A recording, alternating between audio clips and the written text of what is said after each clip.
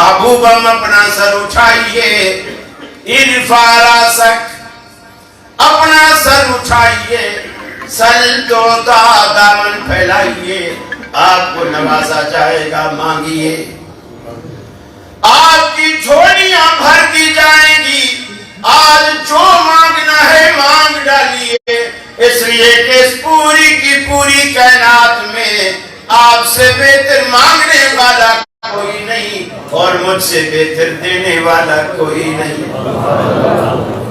اس وقت اللہ کے رسول مانگیں گے، یا اللہ یہ تیرے بندے پریشان پھر رہے ہیں، لا شریک لہ الہا واحدا احدا فردا صمدا، واشہد ان سیدنا وسندنا محمدا عبدہ ورسولہ، نبی ما ضل وما غوى وما ينطق عن الهوى، فصلى الله عليه وبارك وسلم وعلى آله وأصحابه وأزواجه صلاة دائما سرمدا، أما بعد فأعوذ بالله من الشيطان الرجيم، بسم اللہ الرحمن الرحیم،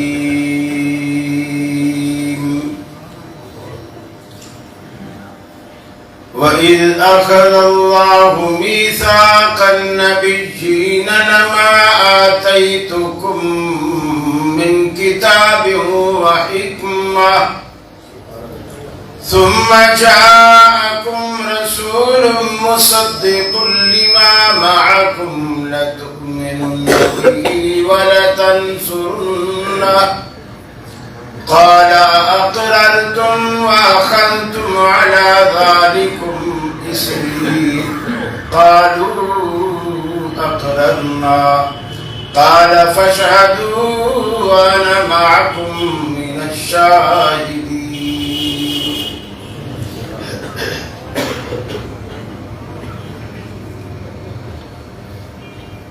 یہ مقصد ہے کہ دنیا سے جہالت دور ہو جائے، کلام اللہ سے مومن کا دل پر نور ہو جائے، یا الہی جب تک میرے جسم میں جان رہے تجھ پہ صدقے تیرے محبوب پہ قربان رہے، میں رہوں یا نہ رہوں پر دل کی ہے یہ دعا، دین احمد اور عزت قرآن رہے، الہی ہم میں پھر وہ صدیق سا ایمان پیدا کر، عمر فاروق سا کوئی جلی انسان پیدا کر، رگے تحریک کٹ جائے دم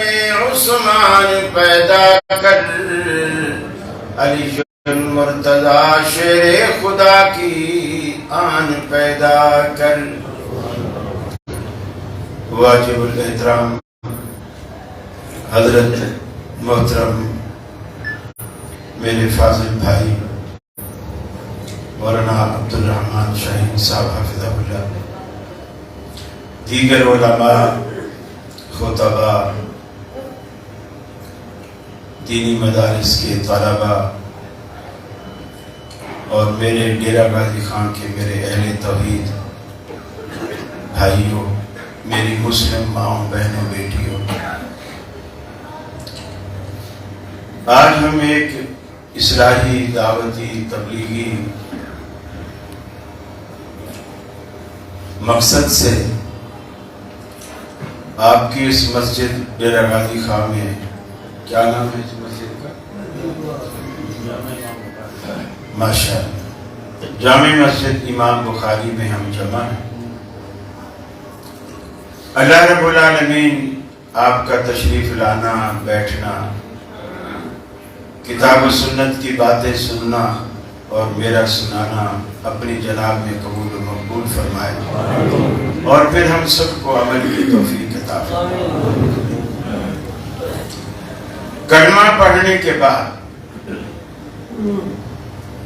جب انسان مسلمان ہو جاتا ہے تو اس کے بعد اس کے سامنے کئی راستے ہوتے ہیں۔ کوئی حنفیت کی طرف چلا جاتا ہے، کوئی مالکیت کی طرف، کوئی شافعیت کی طرف، کوئی حنبلیت کی طرف، پھر کچھ بریلویت کی طرف، کچھ دیوبندیت کی طرف،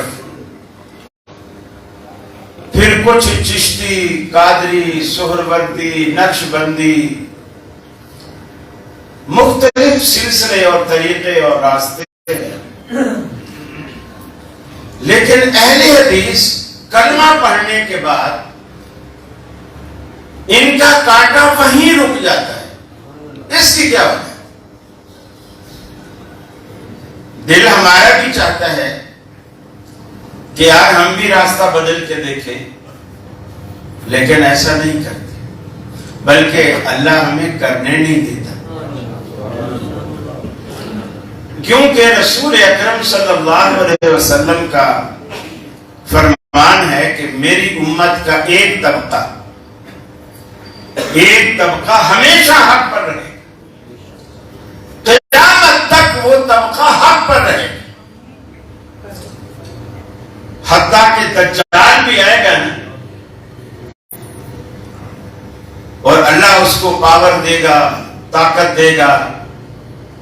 آج کل کے پیروں فقیروں کے پاس اس کا 12واں حصہ بھی نہیں ہے جو دجال کو اللہ جو پاور اور طاقت دینے والا ہے۔ تو جب یہ جھوٹے شعبدے دیکھ کر جو لوگ ان کے قدموں میں گر جاتے ہیں، بچھ جاتے ہیں، سجدے کرتے ہیں، سب کچھ ماننے کو تیار ہو جاتے ہیں، جب دجال کو اتنی بھی پاور ہوگی کہ وہ آ کر کہے گا کہ اچھا تو مجھے نہیں مانتا، میں اگر تیرے دادا کو جو 10 سال پہلے فوت ہو گیا تھا اگر اس کو زندہ کر دوں تو مانے گا؟ کون کہے گا میں نہیں مانتا؟ اس کے دادا کو زندہ کھڑا کر دے گا۔ اور ایسے لوگ تو فوراً کہ ہم تو اب تک بھولے ہوئے تھے، اصل خدا تو ہے، نعوذ باللہ من ذالک۔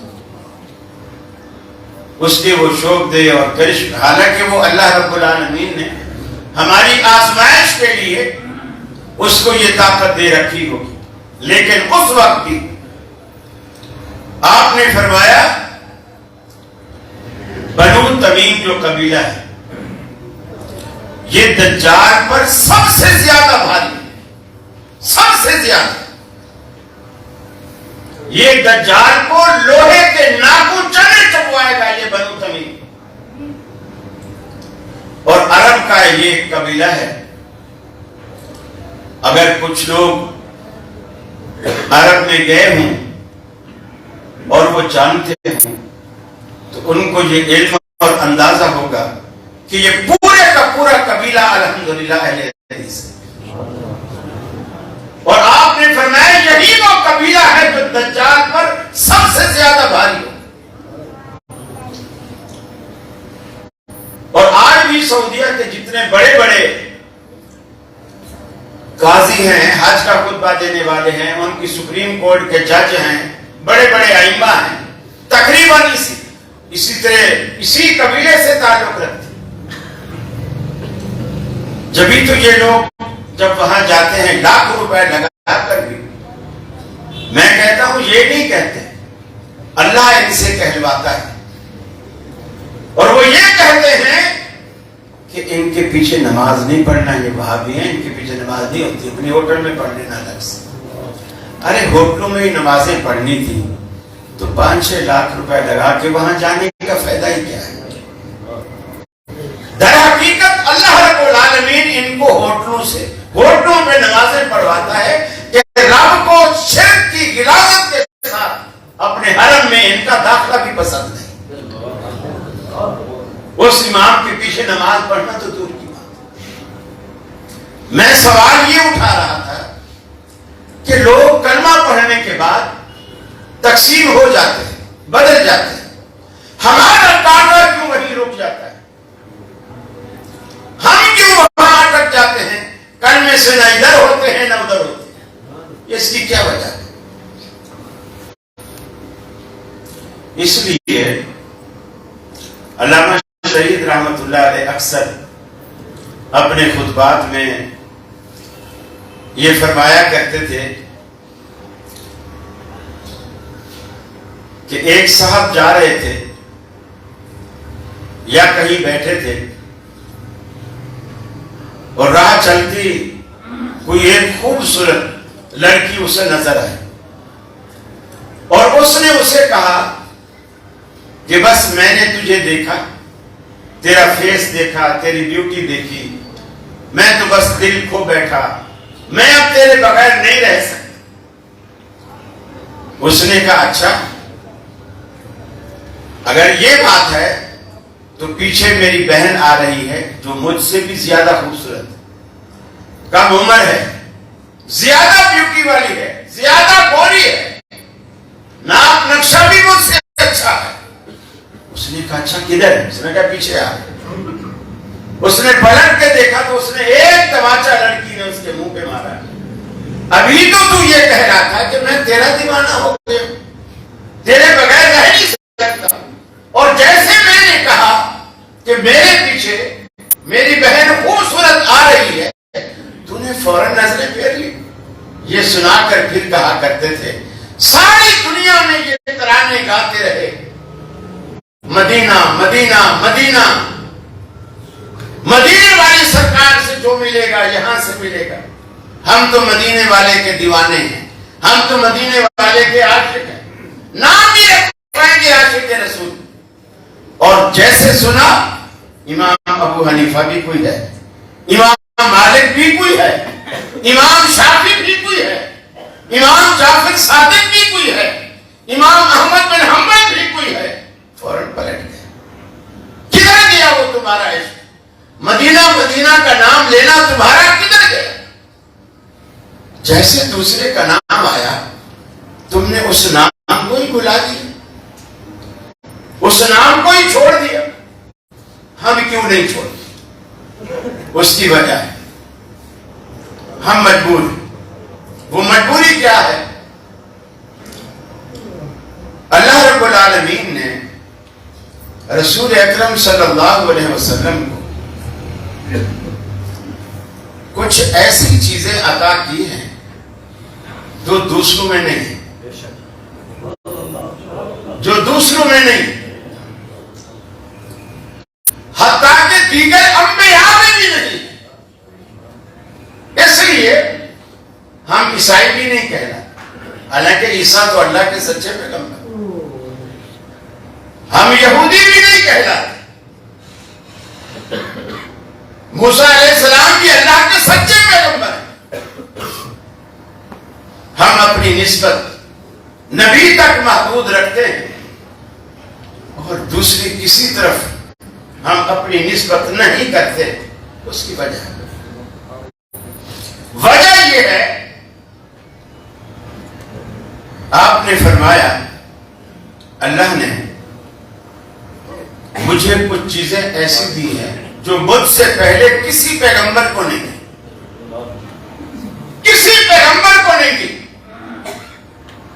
اس میں پہلی خاصیت میرے اندر اللہ نے یہ رکھ دی ہے، فرمایا نصرت بالرعب مسیرۃ شہر.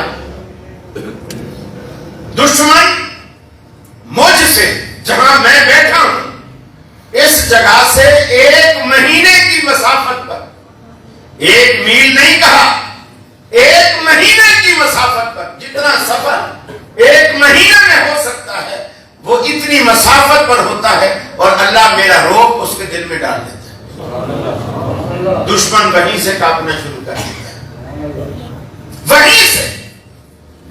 اور یہ خاصیت اللہ نے سوائے ہمارے آخری پیغمبر کے کسی پیغمبر میں یہ خاصیت نہیں رکھی. آپ نے فرمایا جعلت لی الارض مسجدا وطہورا، پوری کی پوری زمین جتنی بھی سرزمین یہ اللہ نے میرے لیے مسجد اور پاک بنا دی، پوری زمین۔ کسی کو یہ عذر نہیں ہے میں جنگل میں ہوں، میں پہاڑوں میں ہوں، میں کشتی میں ہوں، میں ہوائی جہاز میں ہوں، وہاں مسجد نہیں ہے، کسی کو نماز چھوڑنے کے لیے یہ عذر اللہ نے نہیں دیا، اس لیے کہ پوری کی پوری زمین میرے لیے مسجد ہے۔ اور اس میں ایک اشارہ مسلمانوں کے لیے اور بھی ہے، مسجد کن لوگوں کی ہوتی ہے؟ مسلمانوں کی، ہندوؤں کی، سکھوں کی، یہودیوں کی، کن کی ہوتی ہے مسجد؟ مسلمانوں۔ جب اللہ کے رسول نے یہ کہہ دیا کہ پوری زمین مسجد ہے تو یہ اشارہ ہے اس کی طرف، مسلمانوں پوری سرزمین ہے ہی تمہاری، یہ پوری سرزمین تمہاری۔ اسی لیے آج علامہ ابوالکلام آزاد رحمہ اللہ کو لوگ طعنے دیتے ہیں، گالیاں دیتے ہیں کہ اس نے جی پاکستان بننے کی حمایت نہیں کی تھی اور یہ کیا تھا، اور بہت سارے دیوبندی علماء نے بھی نہیں کی تھی، مفتی محمود نے بھی نہیں کی تھی، بہت سارے علماء نے نہیں کی تھی، اور یہی سوچ تھی کہ ہم الگ خطہ کیوں لیں۔ اقبال نے کہا نا کہ چین و عرب ہمارا، ہندوستان ہمارا، مسلم ہیں ہم سب، سارا جہاں ہمارا، یہ اسی حدیث کا مفہوم ہے۔ وہ یہی کہتے تھے کہ تم کیوں ایک خطہ لے کر راضی ہو رہے، تپڑ ہے، ہمت ہے، لڑو، پورے ہندوستان پہ قبضہ کرو، پوری سرزمین آپ کی ہے۔ اور ہم نے وہ ٹکڑا لیا اور اس ٹکڑے کے بعد بٹوارے شروع ہو گئے، آدھا مشرقی پاکستان وہ بھی ہم نے کھو دیا، وہ بھی ہم نے دے دی۔ نبی رحمت صلی اللہ علیہ وسلم نے فرمایا یہ جو مال غنیمت ہوتا ہے، جو جنگ کرنے کے بعد دشمن چھوڑ کے بھاگ جاتا ہے، آپ نے فرمایا مجھ سے پہلے انبیاء پر یہ چیز حلال نہیں تھی، اللہ رب العالمین نے یہ غنائم مجھ پر حلال کیے، یہ غنیمتیں مجھ پر حلال کی۔ نبی کریم صلی اللہ علیہ وسلم نے قرآن پاک کے ذریعے ہمیں یہ بھی بتایا، پہلے جتنے بھی انبیاء دنیا میں آتے تھے وہ ایک علاقہ، ایک بستی، ایک قوم کی طرف آتے تھے۔ ارائیوں کا الگ نبی، بلوچوں کا الگ نبی، قریشیوں کا الگ نبی، اور ڈیرہ غازی خان کا الگ، ملتان کا الگ، مختلف علاقوں کے مختلف انبیاء۔ لیکن رسول اللہ صلی اللہ علیہ وسلم کی جب باری آئی، اللہ نے وہ اپنی سنت ہی تبدیل کر دی، وہ طریقہ ہی بدل دی۔ چنانچہ قرآن مجید میں آتا ہے کہ جتنے انبیاء دنیا میں آتے گئے سب نے جب اپنی اپنی قوم کو مخاطب کیا تو فقال یا قوم کہہ کر مخاطب کیا۔ سیدنا نوح علیہ السلام، سیدنا ہود علیہ السلام، یہ جتنے بھی پیغمبر آتے گئے اسی طرح اپنی قوم کو مخاطب کیا۔ فرمایا فقال یا قوم اعبدوا اللہ ما لکم من الہ غیرہ۔ ہر پیغمبر جو بھی دنیا میں آتا گیا اپنی اپنی قوم کو مخاطب کر کے فقال یا قوم، اپنی قوم کو آواز دی، اے میری قوم کے لوگوں، اعبدوا اللہ ما لکم من الہ غیرہ، ایک اللہ کی بندگی کرو، اس کے سوا کوئی داتا و دستگیر نہیں۔ اللہ کا رزق کھانے کے بعد، اللہ کی نعمتیں استعمال کرنے کے بعد غیر کے آستانے پر جانا یہ نمک حرامی ہے۔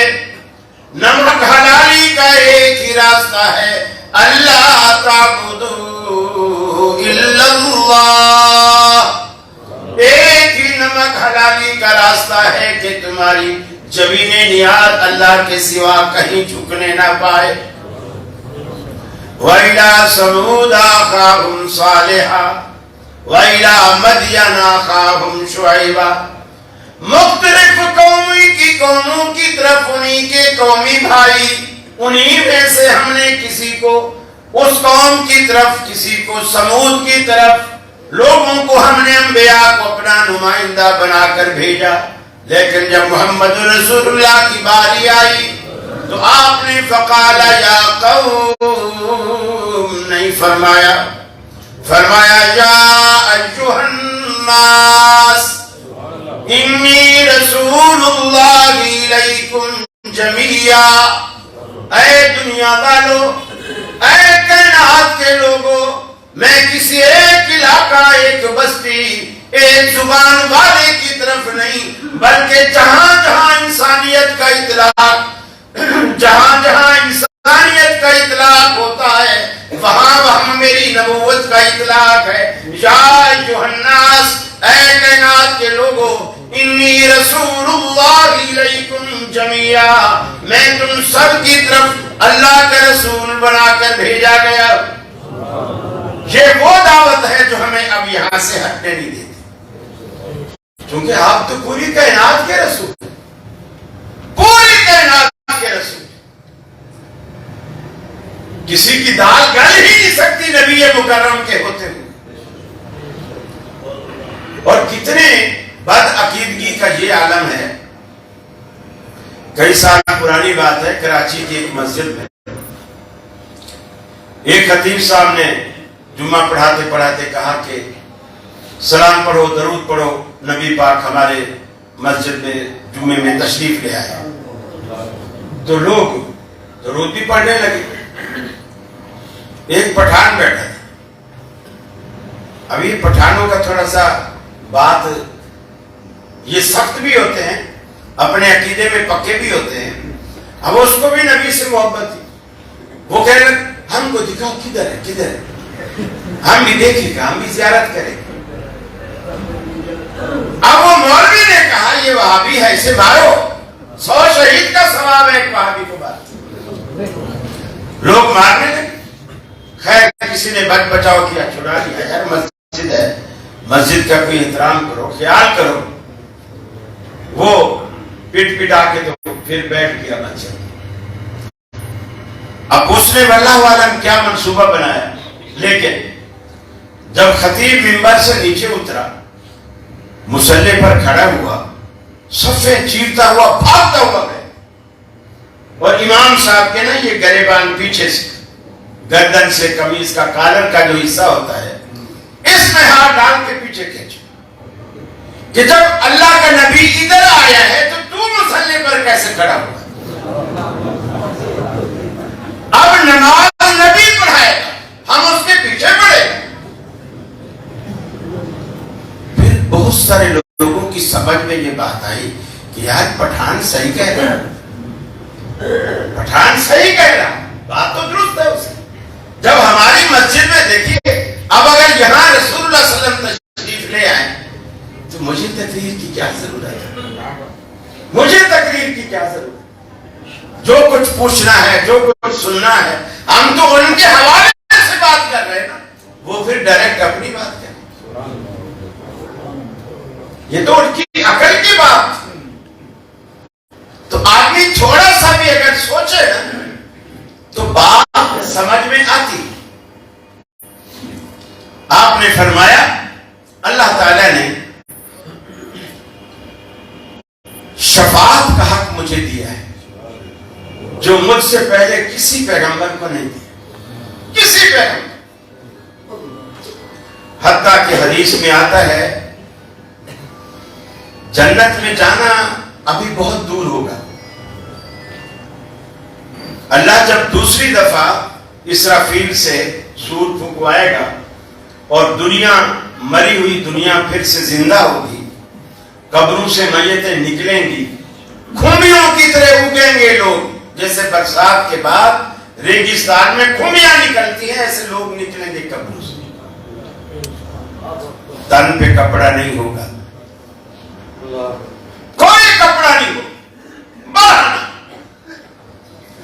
میدان معاشر میں جمع ہو رہے ہیں اور جمع ہو گئے اور دنیا پریشان ہے. سورج کی تپش لوگوں کو پسینے میں شرابور کر رہی ہے. کوئی گھٹنے تک، کوئی کمر تک، کوئی سینے تک، کوئی پورے پسینے میں ڈوبے. لیکن سب سے بڑی تکلیف کیا ہے کہ اللہ تعالی حساب نہیں لے رہا. حساب نہیں لے رہا. ابھی جنت کی بات ہی نہیں ہے کہ جی وہ میری سفارش کرو مجھے جنت میں. ابھی یہ بات ہی نہیں. اللہ اس دنیا سے اتنا ناراض ہے کہ آج حساب نہیں ہے اور کسی کی جرت بھی نہیں ہے. لوگ تو کہتے ہیں نا ہم نے فلاں کا لڑ پکڑا ہوا ہے، فلاں کی بیعت کی ہوئی ہے، وہ ادھر اللہ کے عرش کا پایا پکڑ کے کھڑا ہوگا، ہم جائیں گے، اللہ کہے گا میرا مرید ہے، اللہ کہے گا ڈبہ لے جانے دو. اللہ کے ہاں ایسا اندھیر کھاتا نہیں ہے. پیغمبروں کو جرت نہیں ہوگی کہ اللہ کے آگے کہیں اے اللہ تو ان کا حساب کیوں نہیں لیتا. کسی میں جرت ہے جو اللہ کے آگے کیوں کر سکے. اور یہ جو قیامت آئے گی نا، یہ اللہ کے غضب اور ناراضگی کا نتیجہ ہو. قیامت کبھی بھی اچھے لوگوں پر نہیں آئے گی. قیامت جب بھی آئے گی برے لوگوں پر کہیں. اس میں ایک بھی اللہ کا نام لینے والا باقی نہیں ہوگا. ایک بالکل اسی طرح جس طرح آپ جوتا خریدتے ہیں، پہنتے رہتے ہیں. کب تک پہنتے رہتے ہیں؟ جب تک وہ آپ کے پاؤں کی حفاظت کرتا رہے، کانٹے سے، کنکر سے، دھول مٹی سے، زمین کی تپش سے وہ آپ کو بچاتا رہے. آپ پہنتے رہتے. جب ایڑی بال غریبوں کے جوتے آپ نے دیکھے ہوں گے، ایڑی کے وہاں سے سوراخ ہو جاتا ہے. وہ ایک دفعہ چمڑے کی اسے چتی بولتے ہیں، وہ لگوا لیتے ہیں، پھر وہ گھس جاتی ہے، دوبارہ لگوا لے، کئی سائڈوں سے پٹنا شروع ہو جاتا ہے. پھر موچی بھی کہہ دیتا ہے حاجی صاحب آپ تو اس کی جان چھوڑ دو، تو کئی گنا زیادہ قیمت آپ کو دے چکا ہے. پھر آپ اس جوتے کو ہٹا دیتے ہیں. کپڑا آپ اس وقت تک پہنتے ہیں جب تک کپڑا آپ کو سردی سے، گرمی سے، دھوپ سے، مٹی سے اور آپ کی آرائش و زیبائش کو قائم رکھے ہوئے آپ پہنتے رہتے ہیں. جب جگہ جگہ جگہ جگہ سے پھٹ جائے آپ کا پیٹ. آج کل تو ایک الگ بات ہے کہ لوگ نیا کپڑا لے کر پھر اسے پھاڑتے ہیں. گھٹنے سے پینٹ پھاڑیں گے. یقین مانیے بات تو اتنی پھاڑی بھی ہوتی ہے، ایسا دل کرتا ہے کہ یار میرے پاس کھلے ہوتے تو میں 10 روپے اس کو دے دیتا. اتنا یعنی وہ مالدار ہو کر فقیر بنے ہوئے ہوتے. تو جب تک وہ کپڑا اس کی حفاظت کرتا رہے پہنتے رہتے. جب یہ مقصد فوت ہو جائے آپ اس کو ہٹا دیتے ہیں، دوسرا خرید لیتے ہیں. یہی چیز اللہ دنیا کے ساتھ کرے گا. دنیا بنائے جانے کا مقصد جب تک پورا ہوتا رہے گا اللہ دنیا کو آباد رکھے گا. اور وہ مقصد کیا ہے؟ ما خلقت الجن والانس الا لیعبدون. اور جس دن دنیا اس مقصد کو ختم کر دے گی اللہ اسرافیل سے کہے گا میں نے تجھے آج کے دن کے لیے پیدا کیا تھا، آج تک کوئی کام نہیں نہ لیا، اسی دن کے لیے پیدا کیا تھا. آج دنیا بنانے کا مقصد دنیا والوں نے فوت کر دیا ہے، لہذا اب اس کو باقی رکھنے کا کوئی مقصد نہیں ہے، کوئی وجہ نہیں ہے. لہذا سور پھونک اور اس کو تباہ و برباد کر. اور وہ ایک ہی آواز ایسی نکلے گی، ایسی آواز.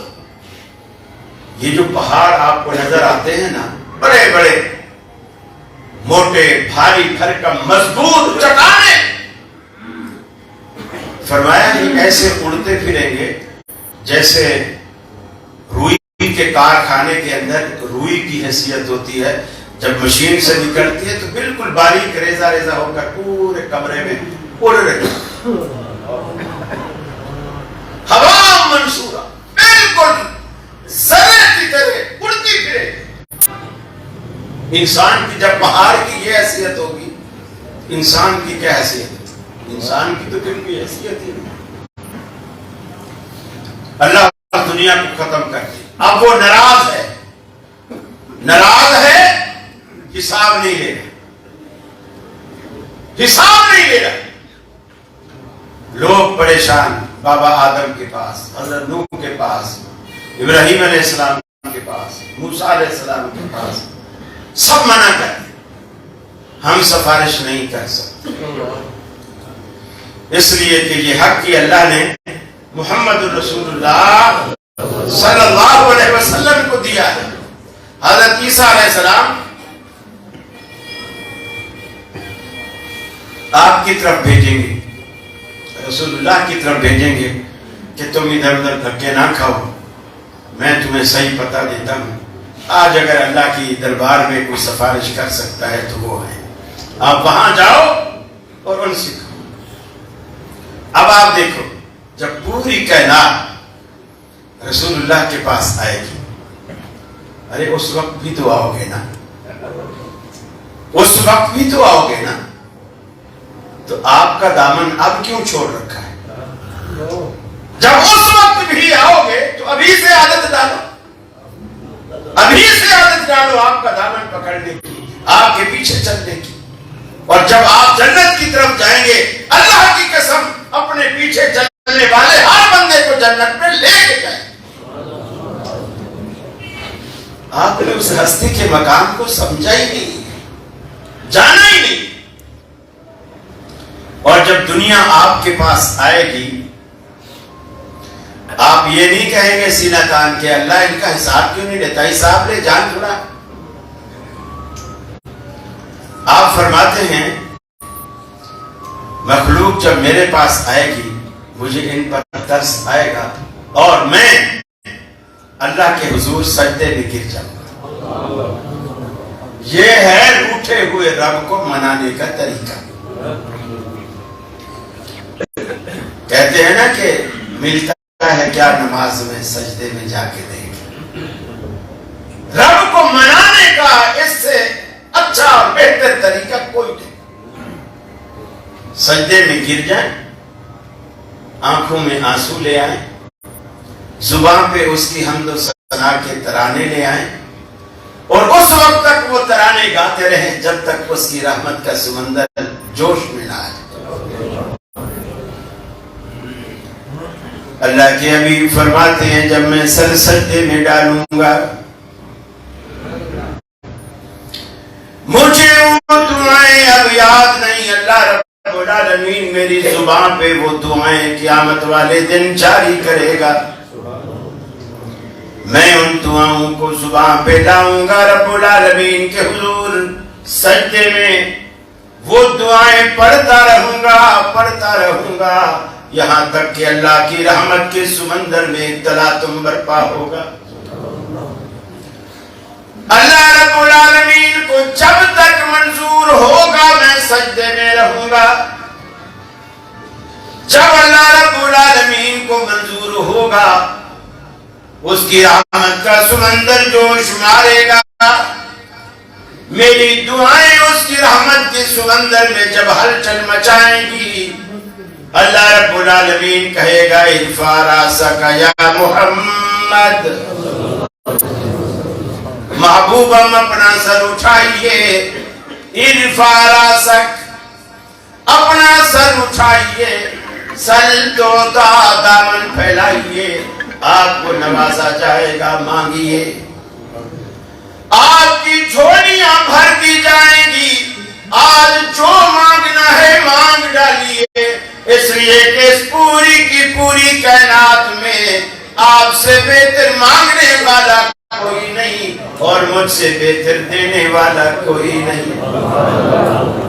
اس وقت اللہ کے رسول مانگیں گے یا اللہ یہ تیرے بندے پریشان پھر رہے ہیں، یہ چاہتے ہیں کہ ان کا حساب و کتاب ہو، اللہ ان کے ساتھ آسانی والا معاملہ فرما۔ آپ دنیا میں بھی اکثر یہی دعا فرماتے اللہم حاسبنی حسابا یسیرا، اے الہ العالمین ہمارا حساب آسان فرمانا۔ سیدہ عائشہ فرماتی ہیں کہ میں نے عرض کی کہ اللہ کے رسول حساب تو حساب ہوتا ہے، یہ آسان حساب کیا ہوتا ہے جو آپ اکثر رب العالمین سے مانگتے ہیں؟ آپ فرماتے ہیں عائشہ آسان حساب یہ ہوتا ہے کہ اللہ رب العالمین اپنے بندے سے پوچھے ہی نہ کہ میرے بندے تو نے یہ کام کیوں کیا۔ پھر فرمایا عائشہ مجھے بتلا جس بندے سے رب العالمین نے کیوں کر کے پوچھ لیا پھر کس میں دم ہے کہ اللہ کی کیوں کا جواب دے سکے، کس میں دم؟ اور یہ بھی یاد رکھیں اہل حدیثوں، یاد رکھیں آپ اکثر رفع الیدین پہ، آمین پہ، فاتحہ خلف الامام پہ اتراتے، ہماری نماز سنت کے مطابق، بے شک اس میں کوئی دو رائے نہیں ہے کہ ہماری نماز سنت کے مطابق ہے، لیکن یہ اترانے کی کوئی بات نہیں، اس لیے کہ جنت میں کوئی بندہ اپنی نماز اور روزے کی وجہ سے نہیں جائے گا، وہی جائے گا جس پر اس کا کرم اور فضل ہو۔ سید عائشہ فرماتی ہیں میں نے پوچھا اللہ کے رسول سے کیا آپ بھی جنت میں جانے کے لیے اللہ کی رحمت کے محتاج ہیں؟ اما عائشہ فرماتی ہیں رسول اللہ صلی اللہ علیہ وسلم نے اپنے دونوں ہاتھوں میں اپنے سر مبارک کو یوں پکڑا اور فرمایا عائشہ قسم ہے اس ذات کی جس کے قبضے میں محمد صلی اللہ علیہ وسلم کا سر ہے، اگر مجھ پر بھی اللہ کی رحمت نہ ہو تو میں محمد بھی جنت میں نہیں جا سکتا۔ ہم کس کھیت کی مولی، ہم کس کھیت کی مولی؟ اپنے اخلاق میں وہ اعلیٰ ذات پیدا کیجیے، وہ کردار پیدا کیجیے۔ ہمارے اندر سچی بات ہے جو سب سے زیادہ کمی ہے وہ اخلاقیات کی کمی ہے۔ ہم دنیا میں مشہور ہیں کہ اہل حدیث وہابی روکھے ہوتے ہیں، اور ہم نے کبھی بھی اپنے عمل سے اس کو غلط ثابت نہیں کیا، بلکہ ہمیشہ یہ ثبوت دیتے ہیں کہ ہم ہیں ہی روکھے۔ ہمیں یہ زوم ہوتا ہے کہ چونکہ ہمارا عقیدہ اچھا ہے، توحید ہے ہمارے پاس، اور نماز ہماری سنت کے مطابق ہے، اب جنت میں جانے سے کون روک سکتا ہے؟ اب میں آپ کو دوسری بات بتلاؤں۔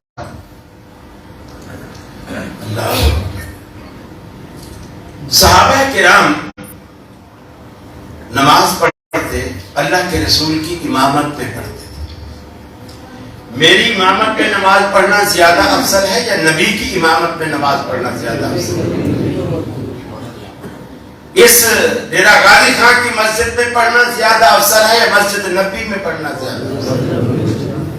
جزاک اللہ۔ اب صحابہ کرام رسول اللہ کے پیچھے نماز پڑھ رہے ہیں، مسجد نبی میں پڑھ رہے ہیں، جہاد کرتے ہیں تو آپ کے جھنڈے تلے کرتے ہیں، آپ کی خدمت کا موقع ملتا ہے، آپ کی زیارت کا موقع ملتا ہے، نماز سنت کے مطابق پڑھ رہے ہیں۔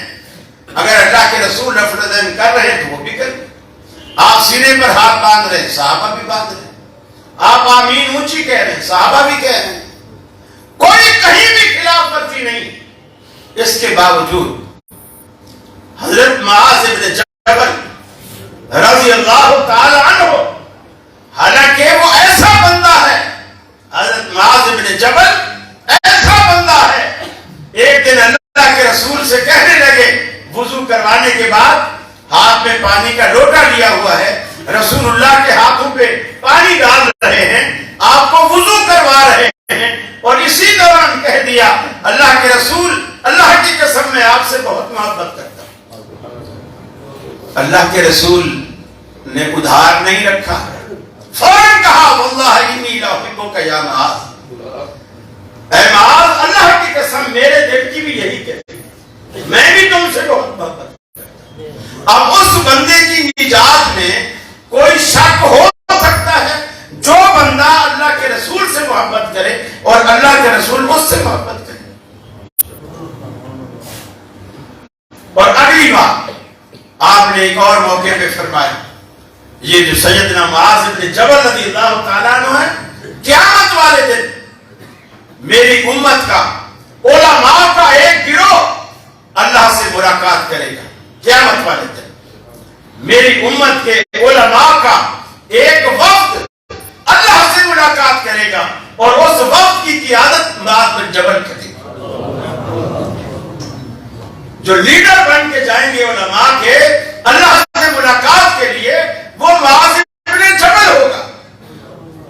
اب یہ ساری فضیلت پانے کے بعد اب معاذ بن جبل کی حالت دیکھو کیا حالت. رسول اللہ صلی اللہ علیہ وسلم سے پوچھتے ہیں اللہ کے رسول مجھے اندر ایک ایسا روگ لگا ہوا ہے. ہم تو رفع الیدین آمین کر کے بیٹھ گئے نا تسلی سے. وہ صحابی کہتے ہیں مجھے اندر ایک ایسا روگ لگا ہوا ہے جو مجھے اندر خون کی طرح کھا رہا ہے. جیسے گیہوں کو دانے کو خون لگتا ہے اور اوپر سے چھلکا سلامت رہتا ہے, اندر سے آٹا سارا کھا جاتا ہے, کھوکھلا کر دیتا ہے. وہ غم وہ روگ جو مجھے اندر لگا ہوا ہے گھن کی طرح کھا رہا ہے.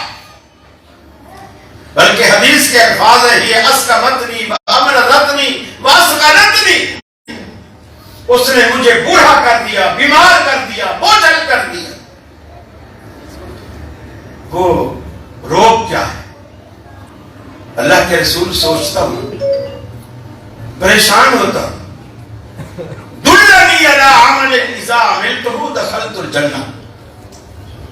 پریشان ہوتا ہوں کہ جنت میں داخلہ کیسے ملے, کس بات پہ ملے. مجھے کوئی ایسا وظیفہ, ایسا عمل, ایسی بات بتا دو جسے میں کروں اللہ مجھے جنت دے دے. میں یہ سوچ کر پریشان ہو رہا ہوں جنت کس بات پہ ملے. وہ نماز بھی پڑھ رہا ہے, روزے بھی رکھ رہا ہے, آپ کی اقتداء میں پڑھ رہا ہے, سنت کے مطابق پڑھ رہا ہے, عقیدہ توحید والا ہے, پھر پریشان ہے کہ جنت کیسے ملے گی. اور ہمارے پلے کچھ بھی نہیں ہے اور ہم اتنے نڈر اور بے باک ہیں کہ جیسے جنت کے ٹھیکیدار ہی ہم ہیں. میرے بھائی ایسا نہیں. حضرت سعد رضی اللہ تعالی عنہ بڑے جلیل القدر صاحب, بڑے جلیل القدر صاحب, جس دن فوت ہوتے ہیں رسول اللہ صلی اللہ علیہ وسلم صحابہ کی مجلس میں بیٹھے ہیں. آپ نے فرمایا یہ سعد اتنا بڑا آدمی ہے اللہ کی نظر, اتنا بڑا آدمی کہ جب اس کے جسم سے روح نکلی تحرک له العرش, اللہ رب العالمین کا عرش کی جنبش میں آیا, اللہ کا عرش حرکت میں آیا. یہ اتنا عظیم ہستی دنیا سے اٹھی. پھر فرمایا دوسری بڑی فضیلت کہ جب سعد کو نہلا کر کفنا کر رکھا گیا اور جنازہ اٹھانے کا وقت آیا, حضرت سعد جو تھے وہ لہیم شہیم تھے, جیسے آپ کے گوجرانوالہ کے پہلوان ہوتے ہیں, اس طرح بھاری بھرکم, بھاری جسامت والے, اچھے صحت مند. اب جب کوئی بندہ کسی وزنی چیز کو دیکھ کر اٹھاتا ہے تو وہ جسم کی حالت اور کیفیت اس کی تھوڑی سی پہلے سے ہی تبدیل ہو جاتی. مثلا میں یہ بوتل ابھی اٹھاؤں گا تو میرا نہ چہرے کا کوئی اثر بدلا ہے, نہ جسم, نہ میرے کو کچھ زور لگانا پڑا, میں نے ایسے اٹھایا. اور اگر یہاں 2.5 من کی بوری پڑی ہو اور مجھے وہ اٹھانی پڑے تو میں اس کو ایسا نہیں اٹھاؤں. میرے جسم میں پہلے کئی بال آئیں گے, جھکوں گا, چہرے پہ اس طرح کے آثار آئیں گے, قوت لگاؤں گا. تو صحابہ کہتے ہیں جب ہم نے سعد کی میت کو اٹھانے کے لیے, کندھا دینے کے لیے زمین سے اٹھایا تو ہم نے اس طرح اٹھایا جیسے وزنی ہے تو کافی زور لگے گا. لیکن جب ہم نے اٹھایا تو ایسے لگا کہ 4 مئی کے اندر میت ہی نہیں ہے, وزن ہی نہیں ہے. ایسے لگا ہم نے خالی 4 مئی اٹھایا.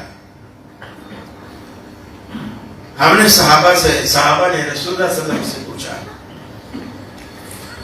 اللہ کے رسول یہ سعد کا وزن کہاں ہے؟ آپ نے فرمایا بظاہر اسے تم نے کندھا دے رکھا تھا، حقیقت میں اسے فرشتوں نے کندھا دیا، تمہارے کندھوں پر اس کا بوجھ ہی نہیں۔ پھر آپ نے جنازہ پڑھایا، حالانکہ رسول اللہ صلی اللہ علیہ وسلم کا فرمان ہے کسی میت کے جنازے میں 40 مواحد بھی شریک ہو جائیں اور اس کی بخشش کی دعا کرے، اللہ ان کی سفارش قبول کر کے اس میت کو بخش دے۔ اللہ کے رسول نے جب جنازہ پڑھا، جنازے کی امامت اللہ کے رسول نے کی، آپ نے جنازہ پڑھا اور فرمایا شاہد لہ 70,000 من الملائکہ، 70,000 فرشتے اللہ نے سعد کے جنازے میں شرکت کے لیے بھیجے، 70,000 فرشتے۔ اب بتائیے اس کی موت پر عرش جنبش میں آیا، فرشتوں نے اسے کندھا دیا اور صحابہ کے کندھوں پر اس کا بوجھ نہیں آیا۔ جب جنازہ ہوا تو جنازے میں 70,000 فرشتوں نے شرکت کی، اور فرشتوں میں ایک فرشتہ بھی مشرک نہیں ہے، سارے فرشتے موحد اور 70,000 کی تعداد میں آئے ہوئے ہیں اور بخشش کی دعا کر رہے ہیں، اور اللہ کے نبی امامت فرما رہے ہیں۔ یہ باتیں ساری ہو گئی، صحابہ کرام کے دل و دماغ میں یہ بات بیٹھ گئی کہ یہ بندہ تو بخشایا ہے جسے ہم کہتے ہیں۔ پھر صحابہ کہتے ہیں ہمارے تعجب کی انتہا نہ رہی اس وقت جب سعد کی میت کو قبر میں اتار دیا گیا، مٹی ڈال دی گئی،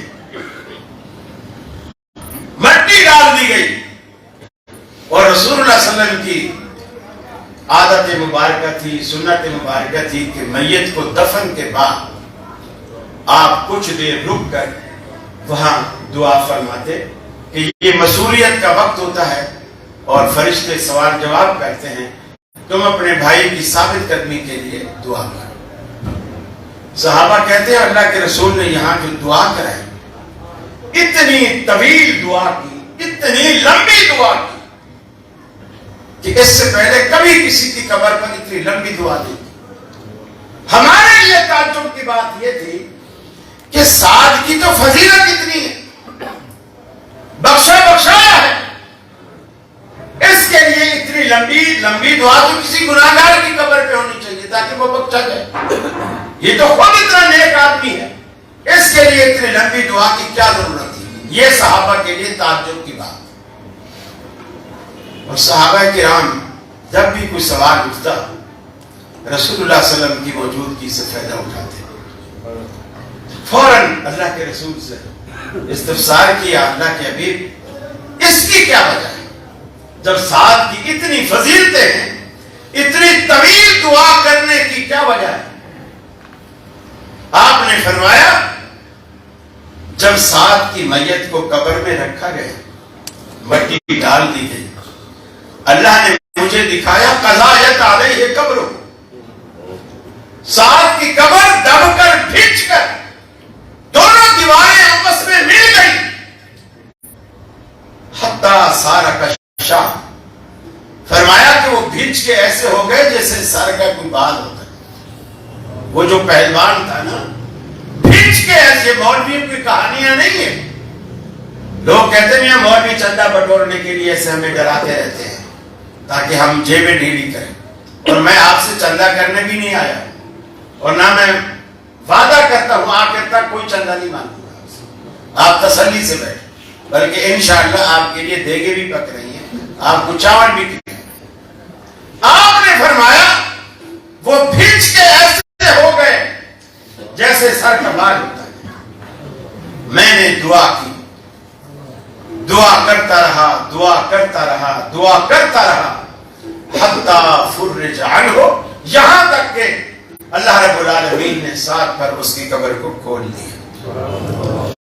جب میں نے دعا کو روکا، جب اللہ نے قبر کو کھول دیا، پھر میں نے دعا کو روکا۔ اللہ کو پکڑنے کے لیے کچھ بھی مل جائے، کسی بھی بات پہ ناراض ہو جائے، اور بخشنے کے لیے کسی بھی بات پہ خوش ہو جائے۔ آپ نے اسی لیے تو صحابہ سے کہا کہ تم دوزخ کی آگ سے خود کو بچاؤ، ولو بتمرۃ، اگرچہ ایک کھجور کے دانے سے ہی، اگر کھجور کا دانہ کسی غریب کے منہ میں ڈال کر بھی تم دوزخ سے بچ سکتے ہو تو بچو۔ اللہ کو آپ کی کون سی ادا کس وقت پسند آ جائے یہ وہی جانتا، لیکن آپ یہی کوشش کریں، ایسی ادائیں اپنی زندگی میں لائیں جو رب العالمین کو بھائے، اور وہی ہماری بخشش کا ذریعہ بن جائے۔ تو میں عرض کر رہا تھا کہ رسول اکرم صلی اللہ علیہ وسلم سے ہم اس لیے نہیں ہٹتے کہ اللہ نے جو خصوصیت آپ کو عطا کر دی ہے وہ خصوصیت دنیا میں کسی دوسرے کے پاس نہیں، کسی دوسرے کے پاس نہیں۔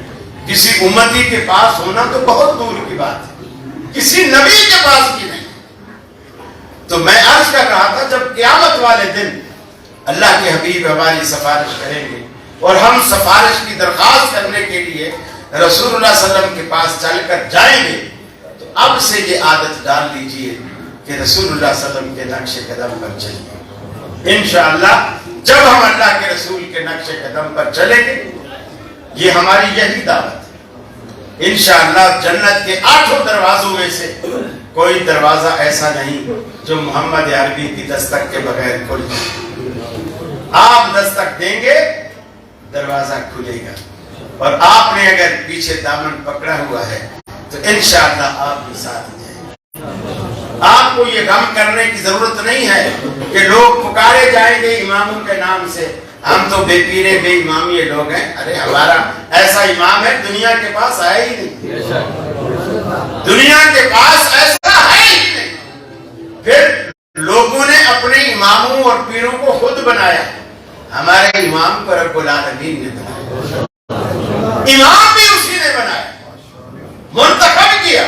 بلکہ حدیث میں آتا ہے اللہ تعالیٰ نے پوری دنیا میں نظر دوڑائی، پوری دنیا میں سب سے پاکیزہ دل اللہ رب العالمین نے محمد رسول اللہ صلی اللہ علیہ وسلم کا پایا اور اسے اپنے لیے آخری رسول کے طور پر چن لیا۔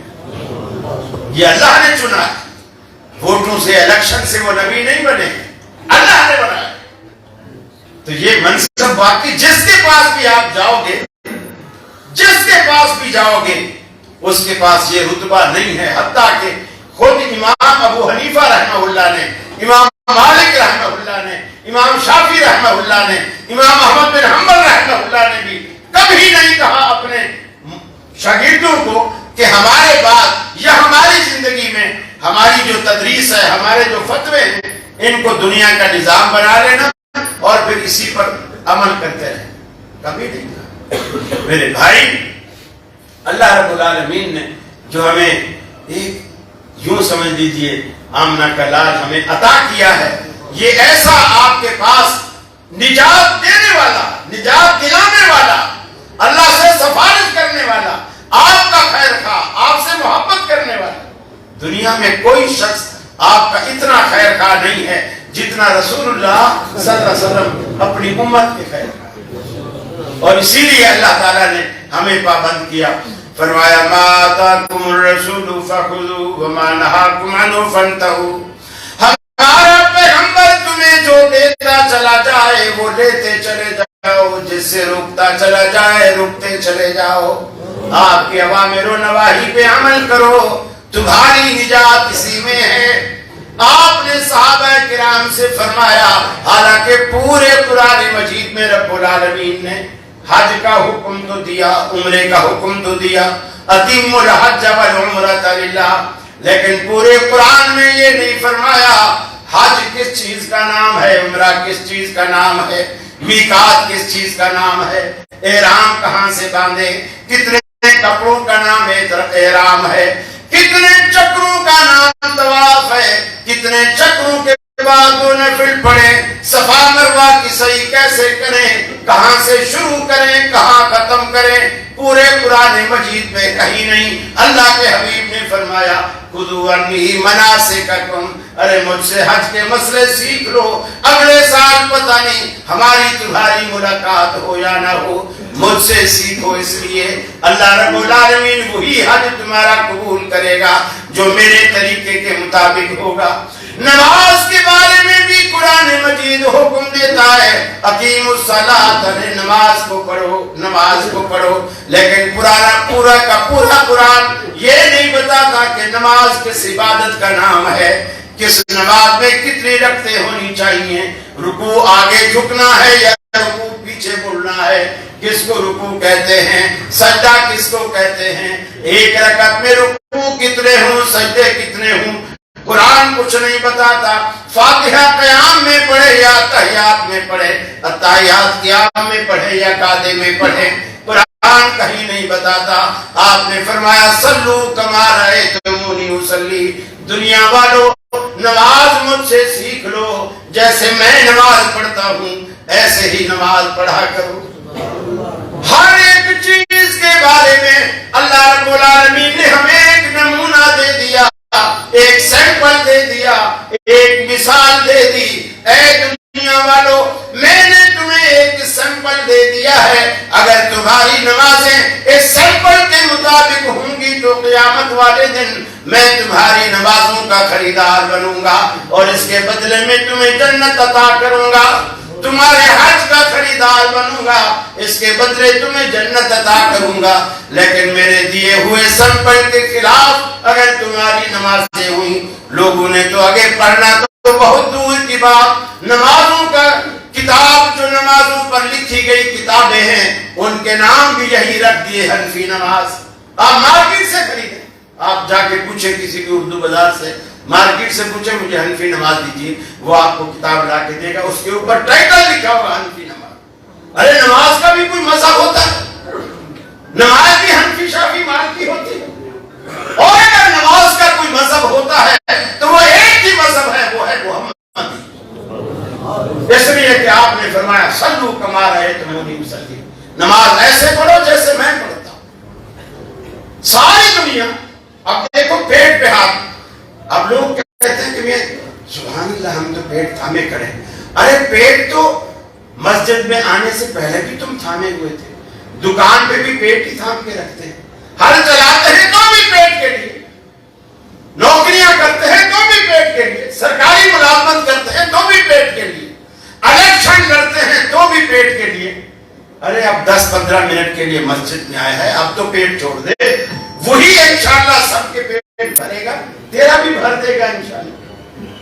और अल्लाह को मैं आपसे पूछता हूं, मुझे मालूम है यहाँ सारे अहले हदीस नहीं बैठे हुए, मैं आपसे पूछता हूं ईमानदारी से बताइए, अल्लाह की याद पेट में होती है या दिल में होती है? और अल्लाह की मोहब्बत पेट में होती है या दिल में होती है? और जब किसी को याद किया जाए, दिल थाम के याद किया जाए या पेट थाम के याद किया जाए? और अहले हदीसों का दिल, हनफियों का दिल, शाफियों का दिल, मालिकियों का दिल, औरतों का दिल, मर्दों का दिल सीने में होता है या पेट में होता है? कराची वालों का तो सीने में होता है, डेरा गाजी खान वाले खुद बोले, पीछे वालों का शायद पेट में। पीछे वाले बताएं आपका दिल किधर है? सीने में। माशाअल्लाह, जब सीने में है तो फिर दिल थाम के रब को याद करो, पेट थाम के तो सभी कर। अल्लाह से दुआ है अल्लाह रब्बुल आलमीन हमारी ये टूटी फूटी बातें अपनी जनाब में